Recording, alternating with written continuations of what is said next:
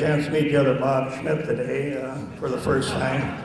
I also like to thank the Governor's Club for all the people that put this on today. What a wonderful way of celebrating and remembering some of the people of Old Johnson. It's the first time I've been in this new Johnson, by the way.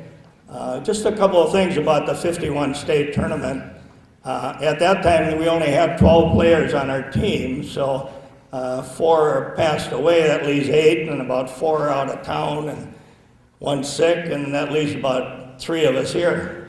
At that time, we played 12-minute periods, and that was running time. And when we won our first game against White Bear 7-0, and then we beat Thief River Falls 6-2 in the semifinal game. And then we happened to meet the powerhouse of high school hockey back then was Evelyn. Evelyn had won the state tournament in 1948, 1949, 1950. They were working on something like 65 games without a loss, and we were supposed to take them on. First period, 0-0. I think Warren Strelo stopped 4 breakaways by John Mayasich, if you remember that name. So I told my partner, Tommy Travitsky, I said, Tommy, you got to take that guy. I said, I'll cover their other 5 forwards, you cover Mayasich. Well, at the end of the game was over with, Mayasich had 4 goals, my other 5 guys didn't score a point. But we did lose 4-1. It was a great time to participate in hockey. I'm really impressed on how the Governor's Club is keeping the name of Johnson High School and bringing back a little history to the high school and to all sports. So, thank you.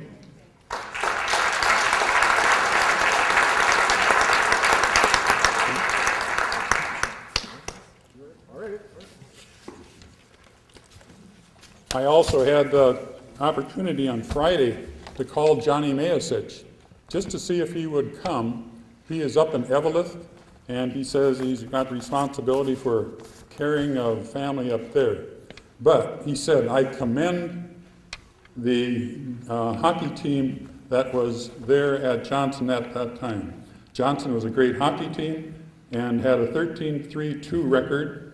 He sends his best to the team and the teammates. He said that he knew Warren Strelo and Bob Schmidt at the university. He set a new state tournament record that year. He scored 13 goals in the 3-day tournament. I believe he scored 7 against a Minneapolis team.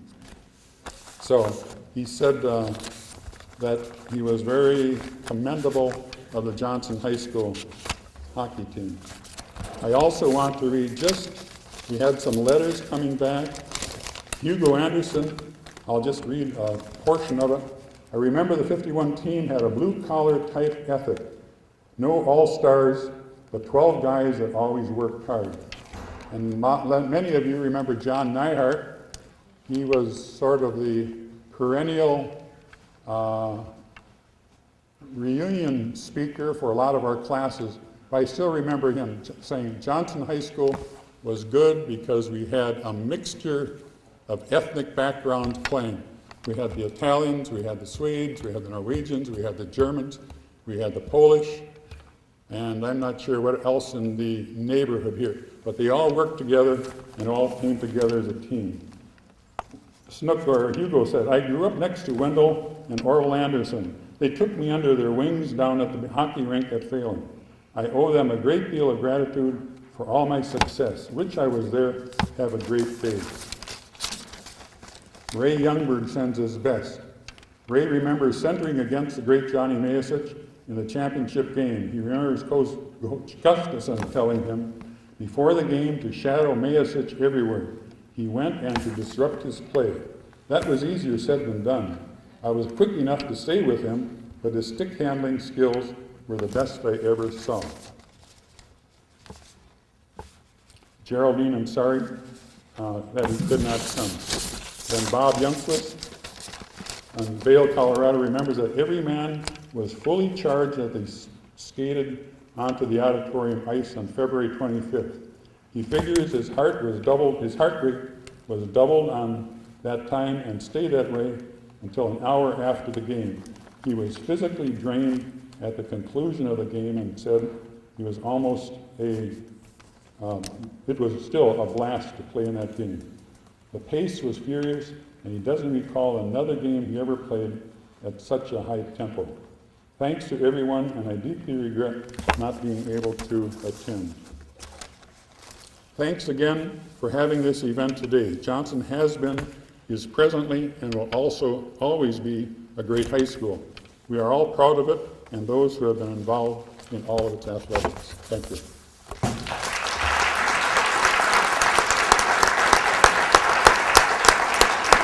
Thank you, Doctor. And again, thank you to the hockey team from 1951. Before we get to our honoree today, Wendell Anderson, we thought we'd ask one of his close friends to come up here and share his thoughts about his friendship with Wendy and the years that they have spent together. We looked and looked and looked, and we found the former Attorney General from this state, who was a good friend of Wendy's, and we asked him to be here today. Would you welcome, please, the Honorable Warren Spatz.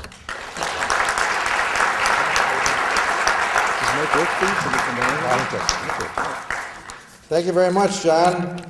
Distinguished guests, hockey players, and friends, I'm delighted to be here. It's kind of strange for a Rice Streeter to be here honoring Minnesota, one of the East Side's most favorite citizens, but I'm very honored to do so.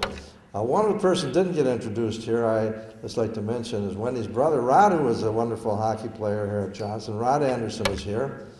And also my favorite St. Paul City Councilman from years past, Vic Tedesco. Saw Vic here earlier, and he always does a great job for the citizens and the senior citizens in St. Paul. You know, when you stop and think about, as I said, me being here, but the reason I'm delighted to be here is Wendell Anderson is a very, very dear friend of mine, and also, I think, one of the most distinguished public servants Minnesota's ever had, and those of you on the East Side should be very, very proud that you basically started him off being a young state representative, one of the youngest in state's history, then a state senator, and later governor and senator. You know, one of the best things you can say about a former politician or a politician, and you can't say it about a lot of them, unfortunately, and I've known a lot of them, but Wendell Anderson's one of these politicians who never forgot where he came from. And he never forgot the people that he represented when he started out in politics. I'll say that again. He never forgot where he came from. That's a great compliment because basically it's, first of all, it's true, and secondly, it's very important. He was a great athlete here. He grew up here. He played sports here. And of course, he went to the University of Minnesota, was a great hockey player there, played on the United States Olympic team, which is a real honor. And of course, the important thing is that his heart is still here also.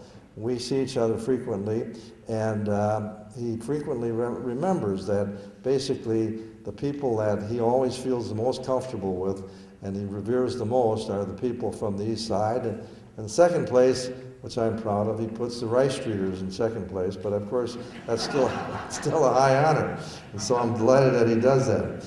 As I said, he was elected as a legislator at the very young age of 25, and I knew him then, and I met him then participating in one of his early campaigns, And as a legislator, he did what all legislators are supposed to do. And that's supposed to represent their constituents carefully and with a lot of hard work and some creativity.